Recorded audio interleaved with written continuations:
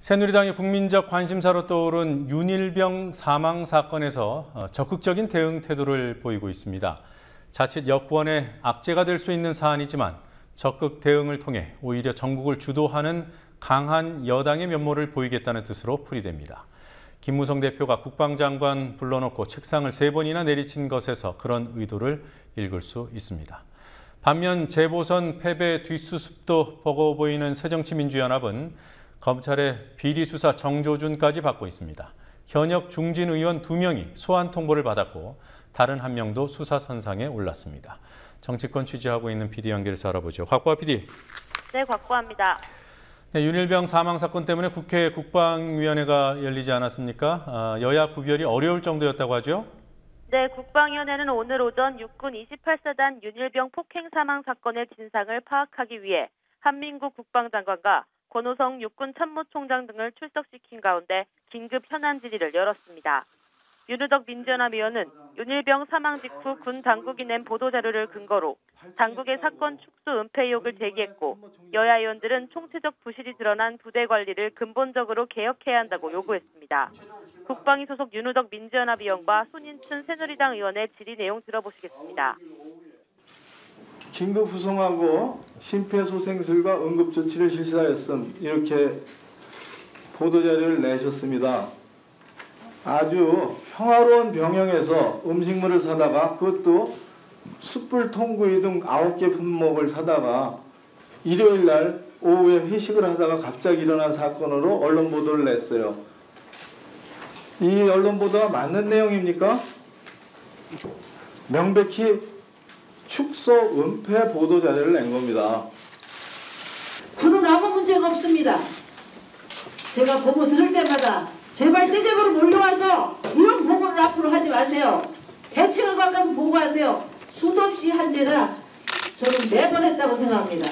그런데도 끊임없이 이런 일이 계속 발생하고 또 지금 우리는 북한과 휴전 상태로 대치하고 있고 징집제를 계속 시행하고 있는데 경제성장이 10위권 안에 들어가고 있는데도 불구하고 우리 군인 어떻게 해서 이런 문제가 자꾸 생기는지.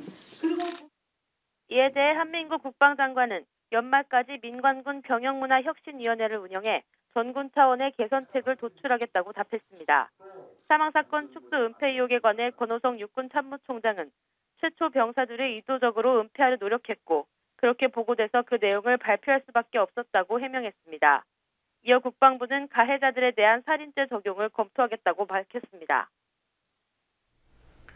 사망 사건 당시의 국방부 장관은 김관진 현 청와대 국가안보실장 아닙니까?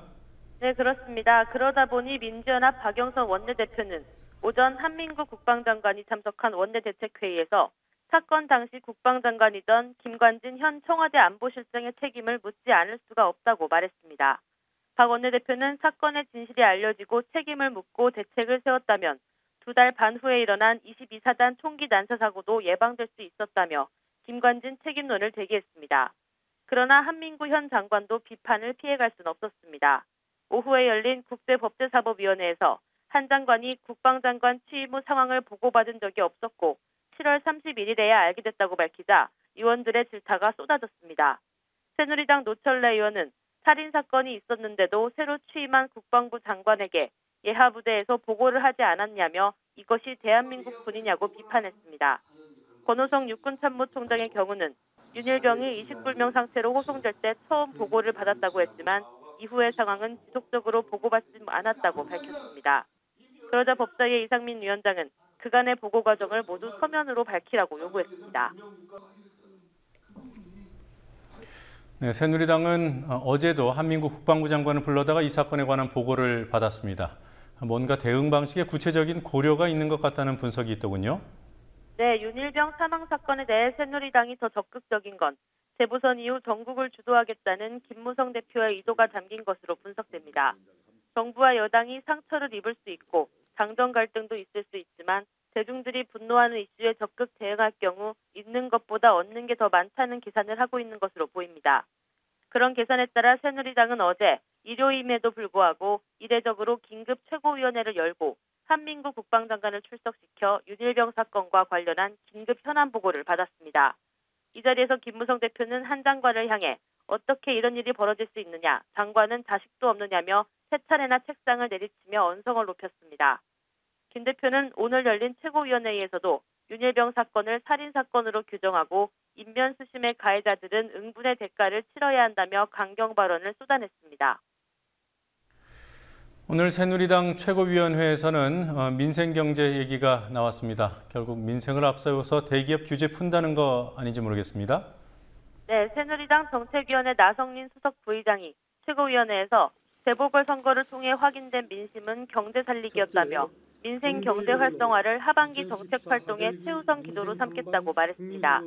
재보선 투표일이 가까워지며 내세웠던 경제 활성화 구호를 앞으로도 유지하면서 세월호 전국에서의 탈피를 시도하겠다는 의도로 풀이됩니다. 나 부의장은 특히 새 경제팀이 내세운 경제 활성화가 제대로 추진될 수 있도록 상임위별로 시급한 법안을 점검하도록 하겠다고 강조했습니다. 그러나 새누리당이 경제 활성화가 목적이라며 밀어붙이는 법안들은 의료 민영화를 위한 법안, 학교 인근 호텔 허용을 위한 법안 등 공공영역의 규제는 풀고 대기업과 부유층에는 유리한 법안들이란 지적이 나오고 있습니다. 그럼에도 새누리당은 경제 활성화와 민생을 기치로 재보선으로 잡은 전국 주도권을 굳히려 하고 있습니다. 자, 오늘 크게 주목받지 못한 뉴스가 새정치민주연합 비대위원장 선출입니다. 예상대로 박영선 원내대표가 맡게 됐군요. 네, 그렇습니다. 민주연합은 오후 2시 의원총회를 열고 비대위원장에 박영선 대표 직무대행을 추대하기로 결정했습니다. 박범계 원내대변인은 의총 직후 브리핑에서 이같이 밝히며 비상대책위는 외부 인사를 포함해 공정성과 민주성에 입각해 조속한 시일 내에 구성할 방침이라고 밝혔습니다.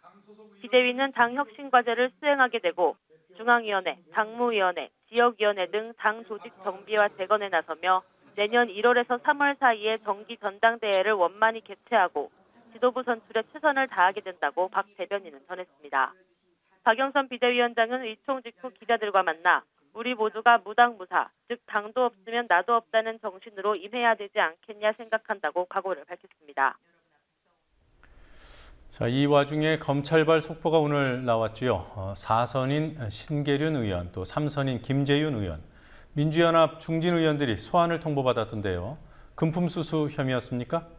네, 그렇습니다. 서울중앙지검 특수 2부는 오늘 서울종합예술직업학교 인허가와 관련해 금품을 받은 혐의로 민주연합 신계륜, 김재윤 의원에게 소환을 통보했습니다.